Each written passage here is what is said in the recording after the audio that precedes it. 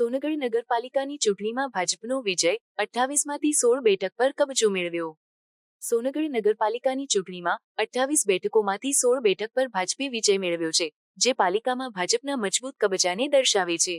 આ જીત બાદ ભાજપના કાર્યકર્તાઓએ ફટાકડા ફોડી અને ઉમેદવારોને અભિનંદન પાઠવ્યા, જે ઉજવણીનો ભાગ હતો।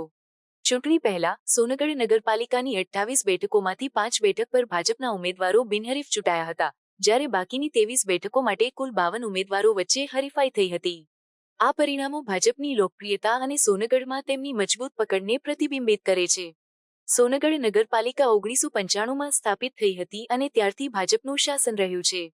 2018ની છેલ્લી ચૂંટણીમાં ભાજપે 28માંથી 21 બેઠક પર વિજય મેળવ્યો હતો, જ્યારે કોંગ્રેસને 7 બેઠક મળી હતી।